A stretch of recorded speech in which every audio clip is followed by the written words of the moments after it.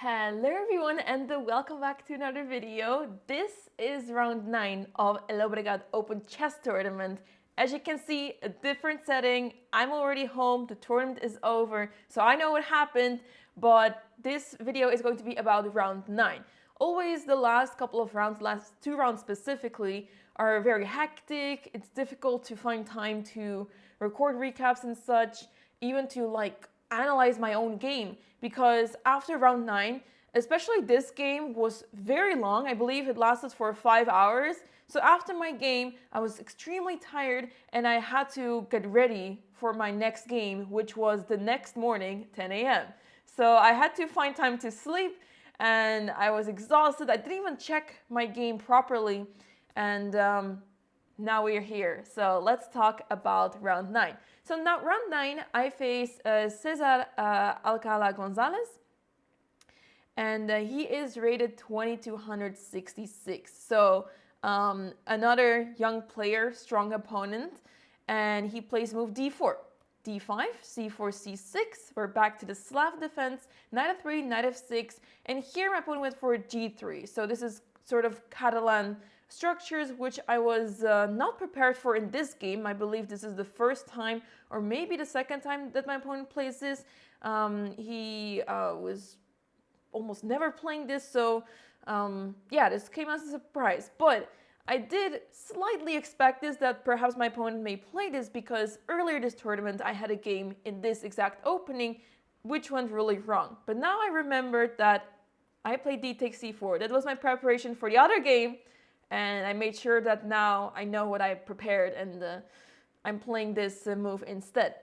I believe also afterwards my opponent told me that he doesn't really play this, and he has been studying this a lot. So yeah, I guess despite his inexperience in this specific line, I figured that perhaps he knows more, as he has studied a lot more than I have in this opening. But okay, anyway.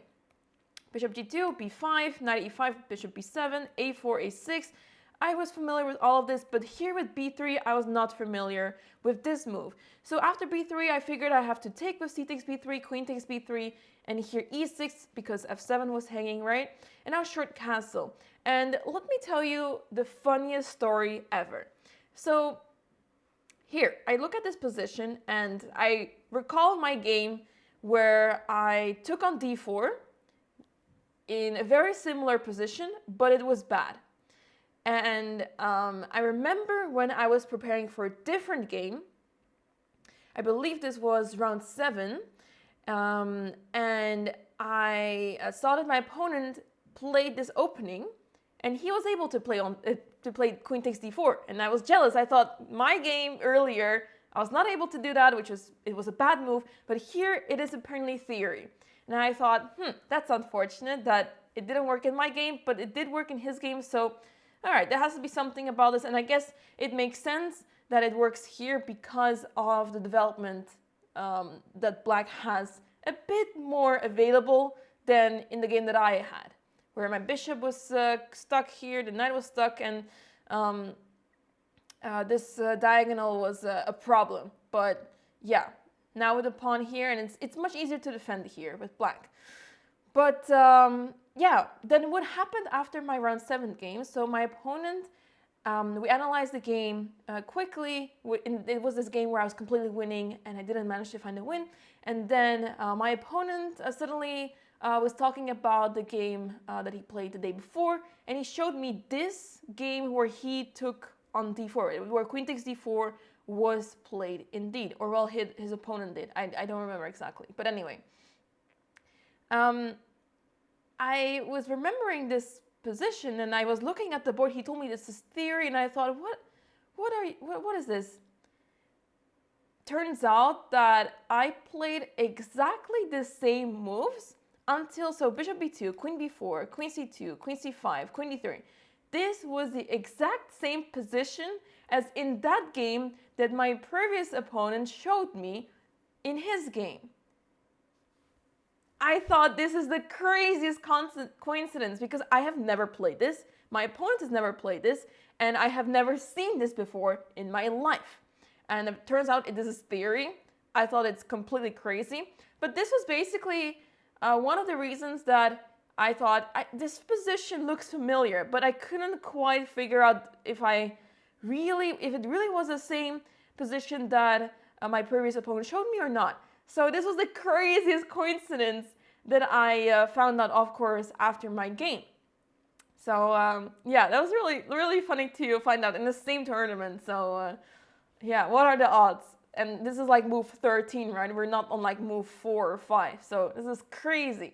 Anyway, I continue with bishop e7 because I thought that I need to develop as soon as possible and I need to put my king into safety. And yeah, development is important. I'm up 2 pawns, but apparently white is completely fine, which is crazy.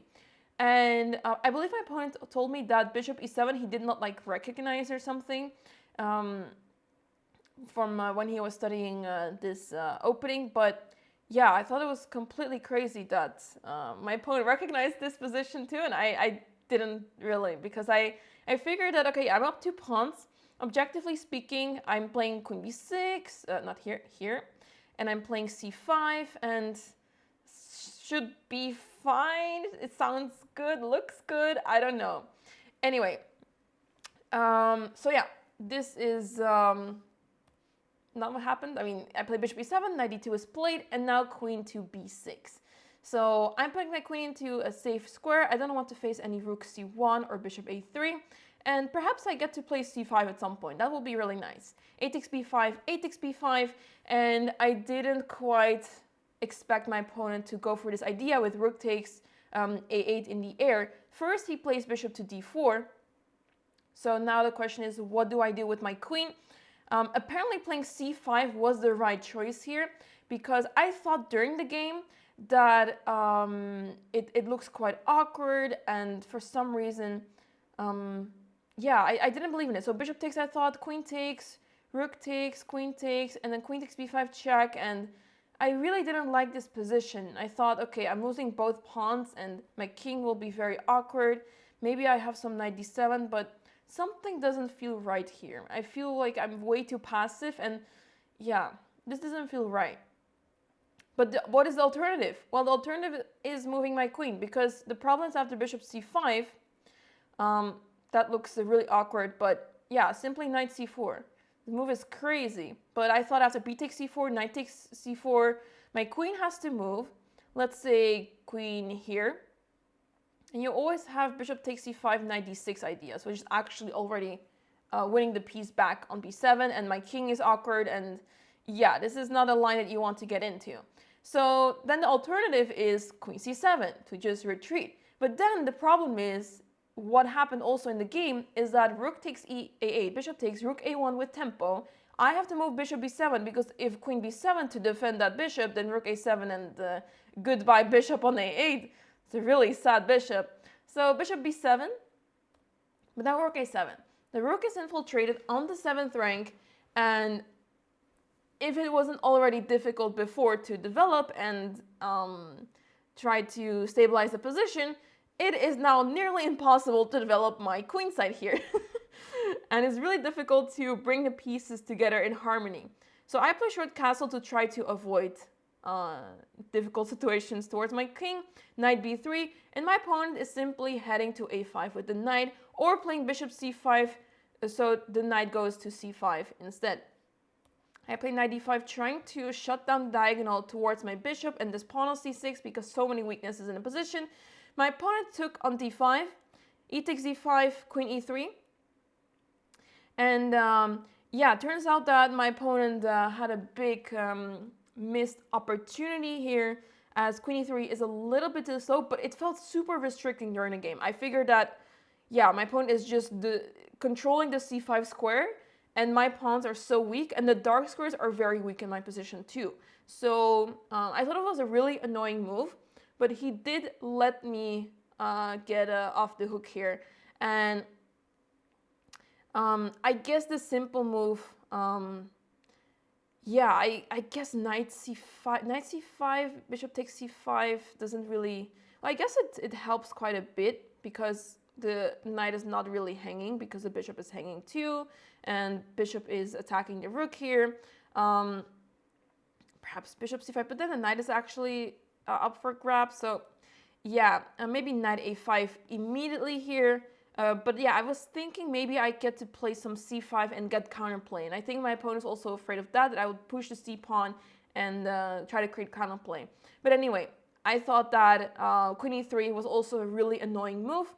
So I have to play c5, I thought. I have to move my pawns forward and try to open some files, some diagonals, because my bishop here is really sad. So bishop takes c5, d4.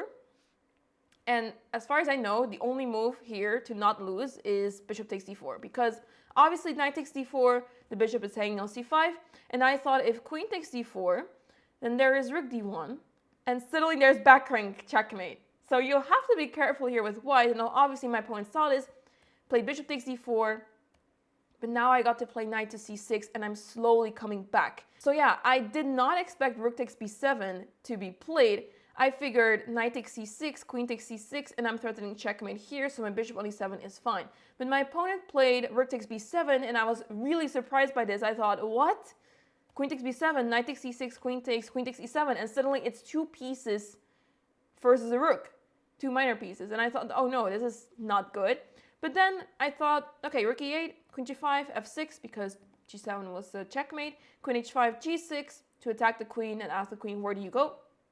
My opponent went queen f3 to trade queens. I think it made very much sense to trade queens here, because if not, this rook can get really scary, and the knight and bishop are quite vulnerable over here. But that's at least what I was thinking during the game, so I thought queen f3 was a logical decision. Queen takes f3, pawn takes, rook e1 check, because I don't want the king to go to the queen side that easily. King g2, rook b1. In hindsight, rook b1 is quite unnecessary, because I didn't expect that my opponent can easily consolidate with bishop c3, and now the b4 square is covered, and I don't really have easy access to the b file anymore. So in hindsight, maybe I should have just started moving the king forward, but I think all in all, it doesn't matter so much, because my winning chances are super tiny, and as long as I keep the pawn on b5 on the board, I'm fine. So yeah. Rook b1, I'm going to try my best to not lose it, of course. Rook d1, bishop c3, king f7. I just move my king forward. I'm attacking the bishop. I'm just going through the moves quickly, because it's basically moving back and forth and trying to improve the position at the same time. Rook c3, trying to cut off the king. Knight b1. It's such an awkward move, but, well, I have to move my rook. Rook c8, king d2, king c4. I thought, let's go for activity. King b5, check. f5. I thought knight e4 is maybe a bit of an annoying move. It's restricting... it feels restrictive. Well, at least I want to try to restrict my opponent here. And yeah, it limits my options, right? Because I have to go back to c6. So I thought, let's just get that out of the way. Knight f3, but now my opponent has e5 also available to put the knight on there. And I did create some sort of weaknesses this way, because now my opponent can push the h-pawn and create some weakness there. So yeah. My opponent has some play, but I thought, okay, I have a pass pawn here. If my opponent goes astray, then I can maybe even win this. Rook d3, h4, h5. Well, I obviously don't want to allow h5 that easily. King c2, rook a3, king b1, b3. This looks so scary, because my rook is basically trapped, and I only have rook a2, fortunately. And bishop b2, and look how weird this position is. If I move my king, well, okay, I move to b4, of course, but here I lose the pawn on b3, and then I lose the rook. So obviously king b4, knight c6 check, king c5, knight e5, rook a6, because I thought, well, might as well protect that pawn. Bishop c3, I went back. Bishop b2, I went back, and my opponent does not want to repeat moves, so plays bishop c1. I thought, okay, I have to go back to a2, because the whole idea here is that I get my rook on e2, get my king closer, let's say to c3, and then I get to play b2. That is completely winning. So my opponent took on g6, rook e2, knight e5, but that knight was just in time to come back, because knight e3 check, king c3, knight b2. So the b2 square is covered. Rook e1, pinning the bishop, knight a4 check, king b4, knight b6. I thought maybe I have a chance here, not just because the knight is astray here, and yeah, if my opponent really goes insane and tries to capture the pawn f5 this way, then I might even win because I have the time to play king c3 and b2. But obviously my opponent understands that that is the threat, and my opponent cannot just do that easily. So yeah, my opponent was defending really well, but also what I wanted to say is that I knew that my opponent was not super strong in endgames. He did have some endgames that he lost in an unfortunate way, or he was not supposed to lose, or something like this. I noticed that endgames where if there were any weaknesses, it was endgames. So I thought maybe I have a chance to try to take him down here, even though it's completely drawn. But my opponent played very well with knight d5 check, king c4, and the knight is just dancing around in the same pattern. And then eventually, I didn't really feel like offering a draw, you know. I thought, I'm just moving my king back and forth. And if my opponent really wants to play on, I'm down, let's do it. But at the end, my opponent offered a draw, and I thought, yeah, it's fine. It's fine. So we agreed to a draw in the end after a long fight. I guess my opponent also didn't really want to draw because he knows he was in a better position. He was in a winning position even in the middle game after the opening. So yeah, I got away with a draw. So I was really happy about that. But yeah, it was a really interesting fight, and yeah, a really good game overall. My opponent played really well. I feel like I tried my best, but yeah, the opening is definitely something I should look into, because the fact that there's so much theory out there in this opening and a lot of these players know everything about it is crazy to me. And it also doesn't really feel that fun to play, as in it seems nice because, oh yeah, you're up 2 pawns and you have this like complex position that can go anywhere. But the play that I have is, I feel very limited in my play there. So I will need to look into that. But yeah, I hope you guys enjoyed this recap. Thanks for watching. This was another fun, crazy game. And we have one more game to go because this tournament was 10 rounds. So the next video will be about round 10 of Llobregat Open. Thanks for watching, and I'll see you guys in the next one.